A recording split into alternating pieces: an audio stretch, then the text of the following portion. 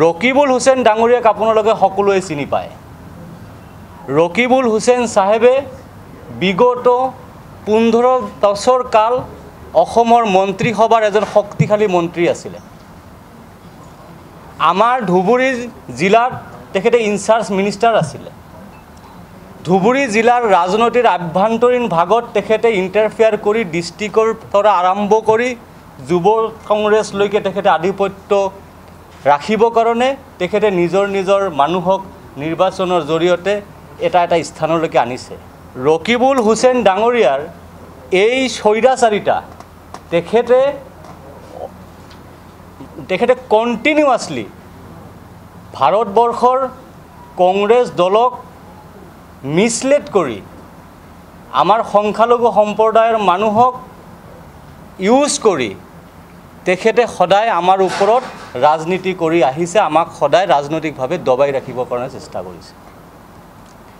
আমি যদি আপোনাক সহজ ভাষাত কওঁ, সংখ্যালঘু সম্প্ৰদায়ৰ বিভিন্ন সমস্যা, কোচ ৰাজবংশী সম্প্ৰদায়ৰ বিভিন্ন সমস্যা, আমাৰ নামনি অসমৰ গোৱালপাৰা অবিভক্ত জিলাৰ বিভিন্ন সম্প্ৰদায়ৰ মানুহৰ সমস্যাক তেখেতে কেতিয়াও কিন্তু তেখেতে নিজৰ বুলি ভাবি কেতিয়াও সমস্যাবোৰ সমাধান কৰি পোৱা নাই। তেখেতে সংখ্যালঘু সম্প্ৰদায়ৰ যিবিলাক জ্বলন্ত সমস্যাৰ ভিতৰত NRC, ডি ভোটাৰ,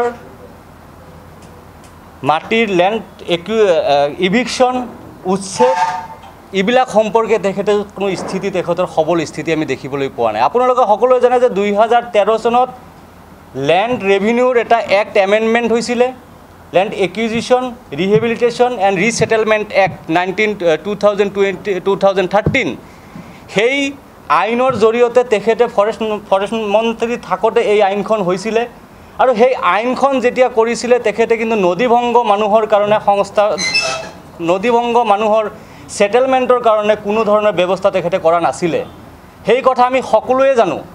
কিন্তু আজি তেখেতৰ মন্ত্ৰিত্ব কালত আমাৰ সংখ্যালঘু মানুহৰ বিভিন্ন জনগোষ্ঠীৰ মানুহৰ যিবিলাক আমাৰ মৌলিক অধিকাৰ, ধুবুৰী লোকসভাৰ সকলো জনগোষ্ঠীৰ মানুহৰ যিবিলাক মৌলিক অধিকাৰ তেখেতে কেতিয়াও মাত মাতা আমি দেখিবলৈ পোৱা নাই। কিন্তু আজি তেখেতে কিন্তু ধুবুৰীৰ ৰাজনীতিত সোণৰ কণীৰ হাঁহৰ সন্ধানত তেখেতে কিন্তু ধুবুৰীত কিন্তু এতিয়া ৰাজনীতি কৰিছে। আৰু আমাৰ নিচিনা সাধাৰণ যিসকলে মানে আমাৰ কৰ্মী আছে, এই কংগ্ৰেছৰ ইমান এটা আমাৰ ক্ৰিটিকেল সময়ত আমাৰ নিচিনা কৰ্মীক যদি অৱহেলিত কৰে, বঞ্চিত ৰাখে, ছেপাৰেট কৰি ৰাখে, আইচলেট কৰে, আমাক যদি দল এৰিবৰ কাৰণে বাধ্য আৰু ইম্পজ কৰে, তেতিয়াহ'লে নিশ্চয়কৈ দলৰ যেতিয়া ভাল দিন আহিব তেতিয়া সাধাৰণ কৰ্মীসকলৰ অৱস্থা কি হ'ব? আপোনালোকে সৰ্বস্তৰে আপুনি খবৰ লৈ চাব পাৰে। ৰকিবুল হুছেইনক ধুবুৰী লোকসভাৰ কংগ্ৰেছীসকলে ভয় কৰে, কিন্তু তেখেতক কিন্তু সন্মান নকৰে। এতিয়া কংগ্ৰেছৰ এই সময়ত আমি দাবী জনাইছিলোঁ যে আমাৰ স্থানীয় এজন কেণ্ডিডেট হ'ব লাগে। আমি দাবী জনাই আহিছিলোঁ যে ধুবুৰীৰ সমস্যাৰ হৈ মাত মাতা ধুবুৰীৰ সন্তান এজনক ধুবুৰী লোকসভাৰ সাংসদ হিচাপে দিব লাগে।